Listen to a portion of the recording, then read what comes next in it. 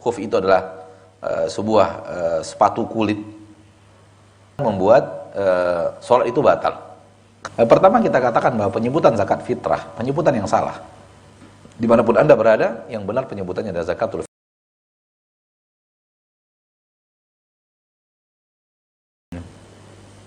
Assalamualaikum warahmatullahi wabarakatuh. Waalaikumsalam warahmatullahi wabarakatuh. Semoga Allah selalu menjaga dan melindungi Ustadz serta kaum muslimin dalam kebaikan. Amin ya Rabb. Nah. Abdullah dari Jakarta. Nah. Ya Ustadz, jika ada dua pilihan, mana yang lebih afdol? Berinfak untuk pembangunan masjid atau memberikan kepada fakir yang perlu dana untuk bayar sewa kontrakannya ya Ustadz? Syukron wa jazakallahu khairan. Wallahu ta'ala, kedua-duanya adalah kebaikan. Kedua-duanya adalah kebaikan. Dan manakala si fakir, manakala kita tidak berikan, maka kemungkinan tidak ada yang memperhatikan, maka itu lebih utama. Lebih utama. Ya. Dan kedua-duanya adalah kebaikan. Kita pilih ini atau pilih itu, dua-duanya adalah kebaikan. Namun skala prioritas dilihat. Ketika fakir ini kita tidak mudahkan dengan izin Allah, kita tidak bantu, besar kemungkinan tidak ada orang lain dengan perhatian kepadanya, maka ini mungkin lebih utama. Karena kita memberikan sebuah kebahagiaan kepada manusia, sebuah kelapangan kepada manusia, dan memberikan kelapangan kepada manusia juga memiliki keutamaan yang besar di akhirat. Allah tabaraka wa ta'ala akan memudahkan urusan kita di dunia dan di akhirat. Sebagaimana dikatakan oleh Nabi kita tercinta SAW, man yassara ala mu'sirin yassarahullahu alaihi fi dunya wal akhirah. Barang siapa yang memberikan kemudahan kepada seorang mukmin, maka akan Allah mudahkan urusnya di dunia dan di akhirat. Maka akan Allah mudahkan urusannya di dunia dan di akhirat. Dan dimudahkan urusan kita di akhirat lebih kita utamakan, lebih kita cintai daripada dimudahkan urusan kita di permukaan bumi. Karena akhirat lebih penting daripada dunia. Adapun masjid kemungkinan besar banyak yang perhatian. Namun kalau manakala sebaliknya, orang fakir itu kalau kita tidak perhatian, kan ada orang lain, kita tahu akan ada orang lain perhatian kepadanya. Mungkin keluarganya berada, abang-abangnya mungkin berada juga, dan abang-abangnya akan membantu, maka ada kemungkinan juga ke masjid juga lebih afdal. Maka kondisi tergantung dengan keadaan yang ada dan dilihat secara prioritas. Wallahu ta'ala a'la wa a'lam bishawab. Syukran Ustaz atas jawabannya, semoga bisa dimengerti untuk yang bertanya. Baik, selanjutnya sudah ada penelpon yang masuk ya. Halo. Assalamualaikum. Waalaikumsalam warahmatullahi wabarakatuh. Dengan Bapak siapa? Bapak Pak Salani dari Jambi. Ya, silakan Bapak. Ya, saya ingin bertanya kepada Pak Ustadz. Ya, Pak.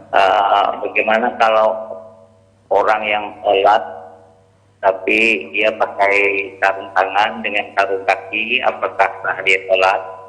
Ya.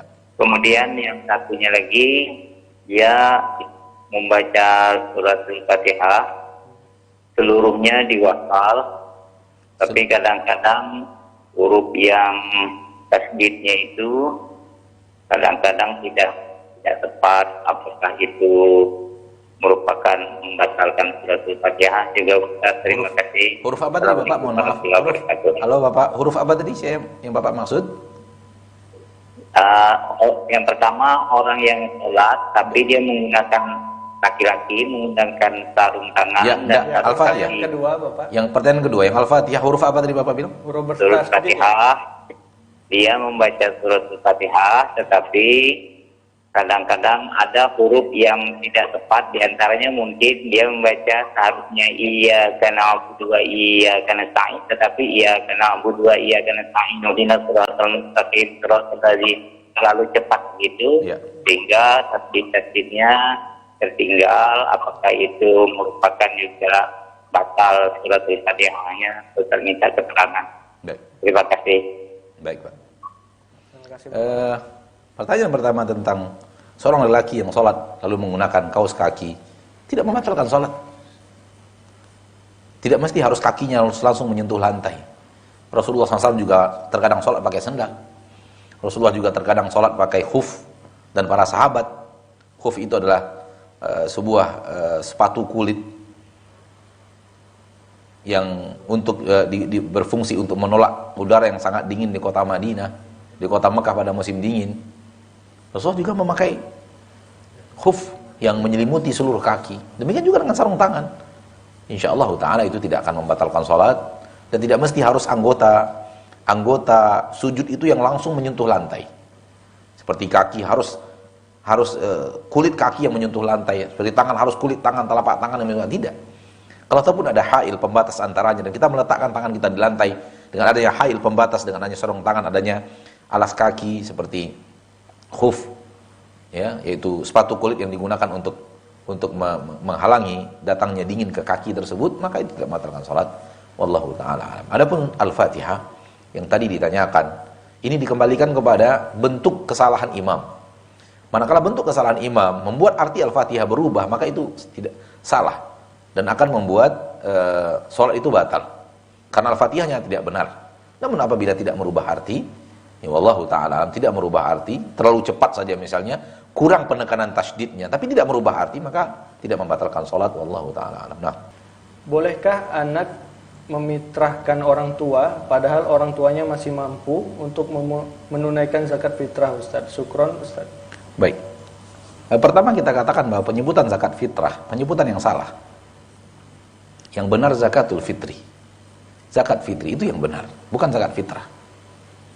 Dan penyebutan zakat fitrah sangat masyhur di Indonesia. Yang sebenarnya zakatul fitri, tidak fitrah. Karena antara fitri dengan fitrah berbeda. Jauh dalam bahasa Arab. Fitrah artinya fitrah manusia. Fitri artinya berbuka. Kembali makan dan minum. Yang sebelumnya adalah siyam, menahan diri dari makan dan minum. Dan sekarang berfitri, kembali makan dan minum di siang hari, di bulan Syawal. Maka yang benar penyebutannya zakatul fitri. Dan di dalam hadis-hadis Nabi semuanya zakatul fitri dan tidak ada yang zakatul fitrah. Maka penyebutan yang benar, saudara-saudariku kaum muslimin dan muslimat, para pemirsa Asil TV, dimanapun anda berada, yang benar penyebutannya adalah zakatul fitri dan bukan zakat fitrah. Boleh kita membayarkan zakat fitri untuk orang tua kita? Jawabannya boleh. Tak ada masalah, walaupun orang tua kita sanggup untuk membayarkannya. Tetangga kita bayarkan, sahabat kita bayarkan. Maka kita lakukan sesuatu yang mewakilinya. Kalau kita bayar, boleh, nggak ada masalah. Ya, tidak ada larangan apapun dalam agama kita untuk membayarkan orang tua. Karena itu bakti daripada anak kepada orang tuanya, walaupun orang tuanya mampu untuk melakukan itu. Wallahu a'lam bissawab. Nah, syukur Ustaz atas jawabannya. Semoga bisa dimengerti untuk yang bertanya dan untuk kita semua yang mendengarkan.